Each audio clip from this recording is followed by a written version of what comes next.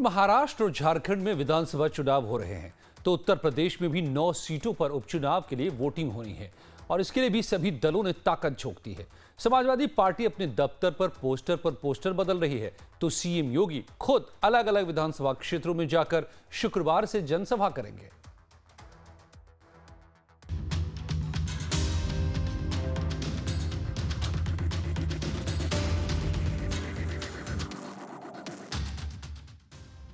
UP में उपचुनाव, साख पर बीजेपी का दांव। सत्ता का सेमीफाइनल, कौन जीतेगा रण। 27 का सत्ताधीश कौन होगा, इसकी तैयारी से पहले यूपी में तमाम दल 9 सीटों पर होने वाले उपचुनाव के लिए जोर आजमाइश में जुटे हैं। समाजवादी पार्टी सभी सीटों पर क्लीन स्वीप करना चाहती है तो बीजेपी सभी 9 सीटें जीतकर सत्ता का सेमीफाइनल जीतना चाहती है। खुद मुख्यमंत्री योगी आदित्यनाथ 8 नवंबर से चुनाव मैदान में उतरकर चुनाव प्रचार अभियान का आगाज करने वाले हैं। मुख्यमंत्री 3 दिनों में सभी 9 विधानसभा सीटों पर प्रचार करेंगे। 8, 9 और 11 नवंबर को सीएम योगी आदित्यनाथ जनसभाएं करेंगे। 8 नवंबर को गाजियाबाद, कुंदरकी और मीरापुर में सीएम योगी की जनसभा होगी। 9 नवंबर को सीसामऊ, करहल और खैर में मुख्यमंत्री रैली करेंगे। 11 नवंबर को कटेहरी, फूलपुर और मझवा में सीएम योगी रैली करेंगे। इसके अलावा प्रदेश के डिप्टी सीएम और कैबिनेट मंत्रियों के साथ साथ कई बड़े नेताओं को भी उपचुनाव में जिम्मेदारी सौंपी गई है। डिप्टी सीएम केशव प्रसाद मौर्य, ब्रजेश पाठक जनसभाएं करेंगे। प्रभारी मंत्रियों को अपनी प्रभार वाली सीटों पर प्रवास के निर्देश दिए गए हैं। फूलपुर में मंत्री राकेश सचान, मंत्री दयाशंकर सिंह प्रवास करेंगे।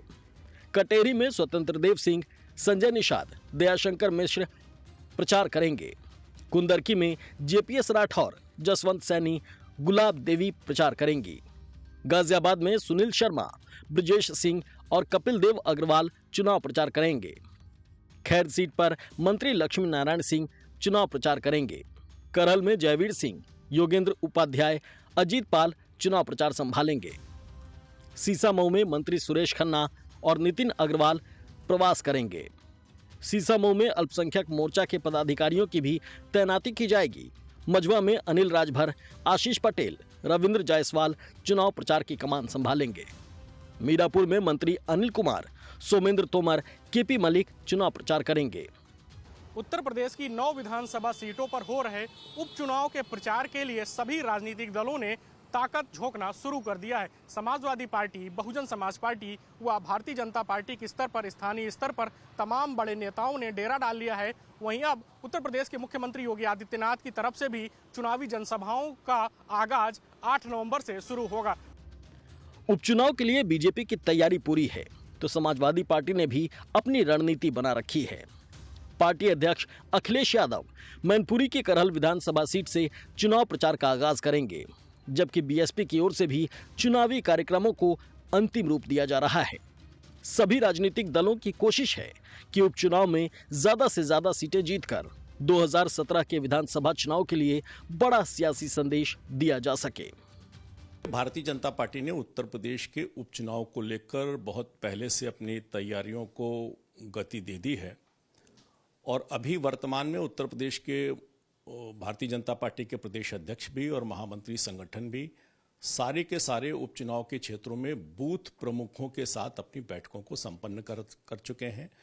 गंगा जमुना तहजीब को बचाने के लिए, समाज की एकता को बनाए रखने के लिए आदरणीय अखिलेश यादव जी जल्द ही उपचुनाव में फिर बागडोर अपने हाथों से संभालेंगे और समाजवादी पार्टी का एक एक कार्यकर्ता उनके साथ है। इंडिया अलायंस एक साथ है। भारतीय जनता पार्टी को मुंहतोड़ जवाब देने का काम करेंगे। उपचुनाव में सभी दलों ने पूरा दम लगाया हुआ है, लेकिन देखना होगा कि कौन सी पार्टी कितनी सीटें फतह कर पाती है या फिर एक ही पार्टी क्लीन स्वीप करने में कामयाब होती है। आने वाले 20 नवंबर को सभी 9 विधानसभा सीटों पर यूपी में उपचुनाव होंगे।